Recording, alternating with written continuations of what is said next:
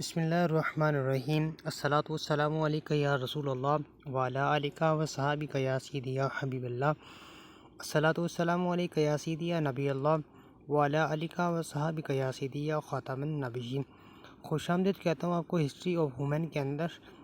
ہمارا جو ٹاپک چل رہا ہے وہ آدم علیہ السلام کی متعلق چل رہا ہے۔ اللہ رب العزت نے قرآن پاک کے اندر فرمایا، یاد کرو اس وقت کو جب آپ کے رب نے فرشتوں کو کہا، بے شک ایک بشر کیچڑ سے بنانے والا ہوں۔ اس سے مراد آدم علیہ السلام ہے۔ اب بشر سے جو مراد لیا جا رہا ہے وہ اللہ رب العزت سے مراد ایسی مراد ہے کچھ ظاہری چمڑے کا ہوگا، اس پر بھیڑوں کی اون نہیں ہوگی، بکریوں کی طرح اس پر بال نہیں ہوگی، پرندوں کی طرح اس پر پر نہیں ہوگی، پھلوں کی طرح اس پر کوئی چھلکے نہیں ہوں گے۔ اس سے مراد صرف اور صرف انسان کا چمڑا ہی ہے، جو سادہ چمڑا انسان کا ہوتا ہے۔ جب اللہ رب العزت نے آدم علیہ السلام کو پیدا فرمانے کا ارادہ فرمایا تو اس میں زمین سے مخاطب ہو کر اللہ رب العزت نے فرمایا کہ اے زمین، میں تجھ سے ایک مخلوق پیدا فرمانے والا ہوں۔ وہی مخلوق میں ایسے لوگ بھی ہوں گے جو اچھے اعمال کریں گے، اچھے کردار ادا کریں گے، میرے کئی حکم پر کے مطابق اپنی زندگی بسر کریں گے تو ان کو جنت میں داخل فرماؤں گا۔ جو میری نافرمانی کریں گے، میری کئی باتوں پر عمل نہیں کریں گے اور میری نافرمانی کریں گے تو اس کو جہنم میں داخل فرماؤں گا۔ یہ سن کر زمین نے پھر سے پوچھا، بولا مجھ سے پیدا ہونے والی مخلوق جہنم کی آگ میں جائے گی؟ تو رب تعالیٰ نے فرمایا ہاں جائے گی۔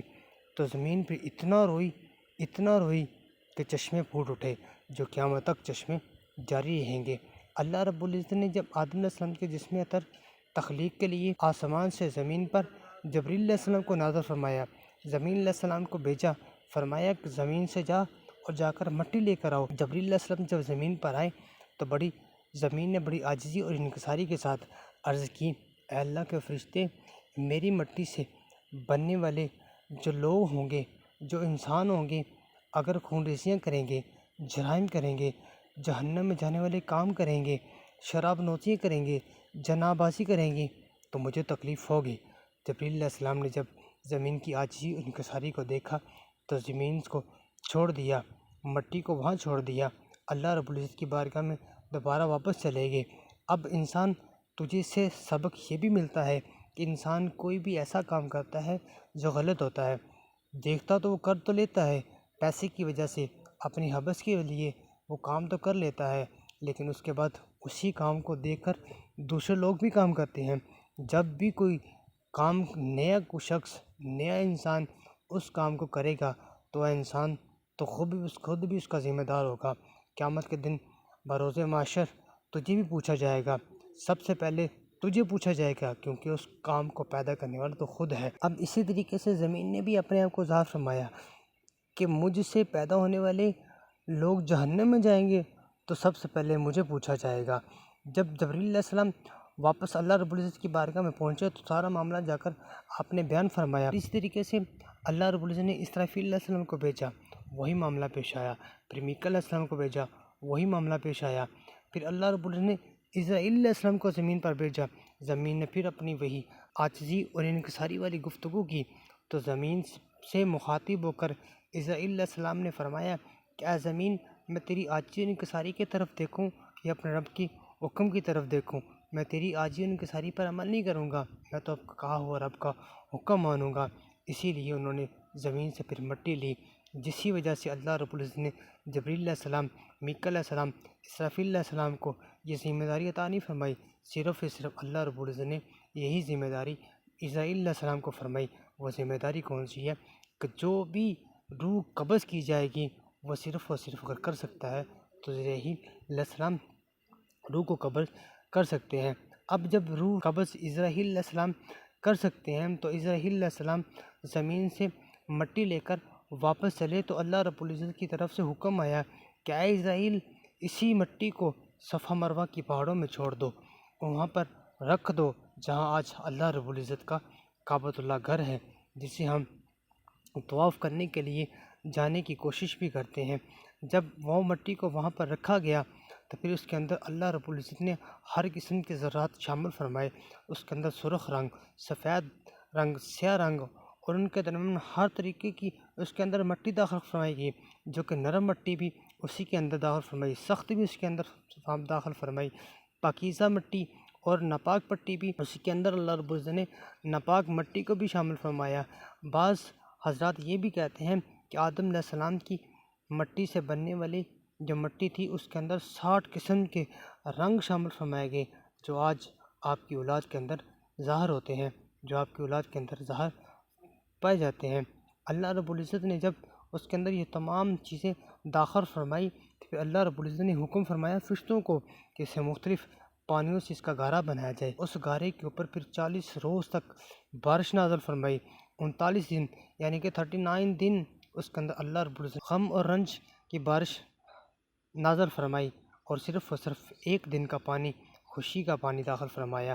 اب اسے جس کی وجہ سے آج انسان تو خود بھی غموں اور رنجوں میں رہتا ہے، تو جو خوشیاں بہت کم ملتی ہیں، اس کی وجہ یہی ہے کہ اس میں اللہ رب العزت کا حکم ہے۔ اللہ رب العزت کی رضا پر انسان تجھے راضی رہنا چاہیے۔ پھر اس کے بعد اسی مٹی کو، اسی گارے کو اللہ رب العزت نے مختلف ہواؤں سے خشک کیا گیا۔ جب وہی مٹی خشک ہوگی، گارا مجسمہ بننے کے قابل ہوگی، پھر اللہ رب العزت نے اپنے قدرت کاملہ کے ساتھ اسی مٹی کو، اس کا مجسمہ تیار کیا گیا، اس کا قلب تیار کیا گیا۔ پھر اللہ رب العزت نے اسی مجسمے کو فرشتوں کے سامنے پیش کیا۔ فرشتوں نے جب اس کو دیکھا تو حیران ہوئے اور اس کے ارد گرد پھرنے لگے۔ حیران اس لیے ہوئے کیونکہ انہوں نے کبھی ایسی خوبصورتی کو دیکھا نہیں تھا، اس پر تعجب کرنے لگے۔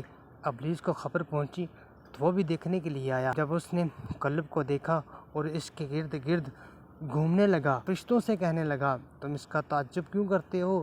اس کا جسم ہے، یہ جسم میں جگہ جگہ سوراخ ہے، اس کی کمزوری کا حال یہ ہے کہ اگر بھوکا ہوگا تو گر پڑے گا، اگر خوب سیر ہوگا تو چل نہیں پائے گا۔ پھر کہنے لگا ہاں اس کے سینے کی بائیں طرف ایک بند کوٹری ہے، خبر نہیں شاید اللہ رب العزت نے جس کی وجہ سے اس کا خلافت کا قدر کیا ہے۔ پھر اللہ رب العزت نے روح کو حکم دیا اے روح اس کے قلب میں داخل ہو جا اور تمام حصوں میں پھیل جا۔ جب روح آپ کے قلب کے پاس پہنچی، آپ کے جسم کو تاریخ اور تنگ پایا، رک گئی، اندر داخل نہیں ہو پائی۔ بعض روایات میں یہی آتا ہے تو پھر آدم علیہ السلام کی پیشانی پر اللہ رب العزت نے نور مصطفیٰ کو بطور ایمانت رکھا تو اس کا روح جسم میں داخل ہونا شروع ہوگی۔ جب آپ کے سر میں پہنچی تو آپ کو چھینک آئی، اس کے بعد جب آپ کی وہی روح زبان پہ پہنچی تو آپ نے کہا الحمدللہ۔ جواب میں اللہ رب العزت نے فرمایا یرحمک اللہ، اللہ تعالیٰ نے فرمایا ابو البشر میں نے تجھے اپنی حمد ہی کے لیے تو پیدا فرمایا ہے۔ پھر جب روح کمر تک پہنچی تو آپ نے اٹھنا چاہا لیکن گر پڑے کیونکہ ابھی روح نیچے حصے میں نہیں پہنچی تھی۔ اللہ رب العزت نے فرمایا انسان جلد باز پیدا کیا گیا ہے۔ پھر روح جب جسم کے تمام حصوں میں پھیل گئی تو اللہ رب العزت نے آپ کو حکم فرمایا فرشتوں کو سلام کرو، تو آپ نے کہا السلام علیکم۔ فرشتوں نے جواب میں کہا وعلیکم السلام۔ اللہ رب العزت نے فرمایا اے آدم یہی سلام آپ کے لیے اور آپ کی اولاد کے لیے ہے۔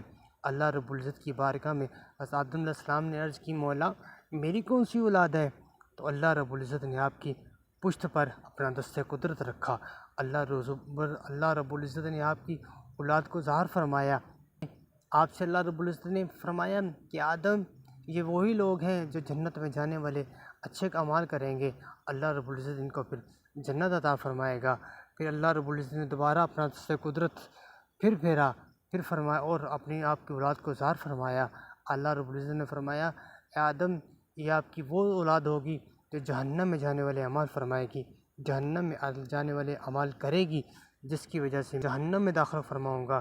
اللہ رب العزت کی بارگاہ میں اب انسان کو خود ہی یہ بات سوچنی چاہیے کہ اللہ رب العزت نے انسان کو خود ہی بتایا ہے کہ اے انسان یہ عمل کرے گا تو تجھے یہ اس کی جزا ملے گی، اگر یہ عمل کرے گا تو اس کی یہ سزا ملے گی۔ اب انسان کو پھر انسان ہی رہنا چاہیے۔ اس کے بعد آدم علیہ السلام کو جب پیدا کیا گیا وہ دن کون سا تھا؟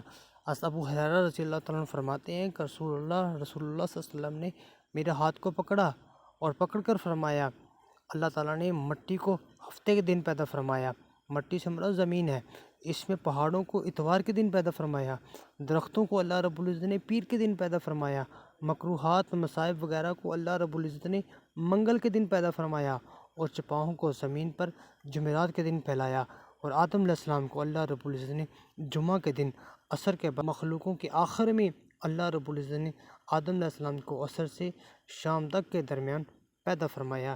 یہ ہے میرے رب کی قدرت کہ آدم علیہ السلام کو جب پیدا فرمایا ان کے لیے اللہ رب العزت نے جمعے کا دن انتخاب کیا گیا، جبکہ ہم جمعے کا دن کو عید کا دن بھی کہتے ہیں۔ ہمیں چاہیے کہ جمعے کے دن ہم روزہ بھی رکھیں گے، کیونکہ اللہ رب العزت نے ہمارے باپ جن سے ہماری جنس چل رہی ہے، جن کی وجہ سے ہم آج دنیا میں زندہ ہیں، ان کے پیدا کرنے کا دن کون سا تھا؟ وہ جمعے کا دن تھا۔ آیا کہ ہمیں اپنے باپ کے دن منانے کے لیے ہفتے میں ایک بار روزہ رکھنا چاہیے۔ اللہ رب العزت کی بارگاہ میں دعا ہے کہ اس پر عمل کرنے کی توفیق عطا فرمائے۔ نیکسٹ ویڈیو کے اندر ہم ان کو انشاءاللہ حضرت آدم علیہ السلام کی پیدائش کے بعد فرشتوں کو اللہ رب العزت نے حکم فرمایا کہ آدم علیہ السلام کو سجدہ کرو، اس کے بارے میں بتائیں گے، اور فرشتوں نے سجدہ کیا، اس کا اجر کیا ملا اس کے بارے میں بتائیں گے، اور آدم علیہ السلام کو ابلیس نے انکار کیا، اس کا نام چینج کر دیا گیا، اس کے بارے میں بتانے کی کوشش کریں گے۔ اللہ رب العزت نے حضرت اماں حوا کو کیسے پیدا کیا اور کیوں پیدا کیا، اس کے بارے میں کو بتانے کی کوشش کریں گے، اور آدم علیہ السلام کی اماں حوا کے ساتھ شادی ہوئی اور کیسی ہوئی اور کیوں ہوئی، اس کی وجہ کیا پیش آئی، اس کے بارے میں ہم آپ کو بتانے کی کوشش کریں گے۔ السلام علیکم ورحمۃ اللہ وبرکاتہ۔